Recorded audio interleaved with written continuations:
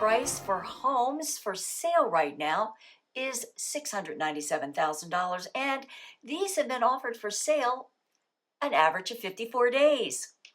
It's Friday, November 22nd, 2024. I'm Kimberly Barton, broker owner of Kinetic Realty, Maryland's indie boutique brokerage.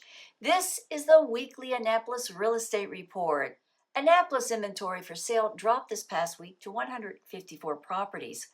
15 properties are coming soon. 38 homes went under contract in 22 days this past week. This is up from 7 days last report.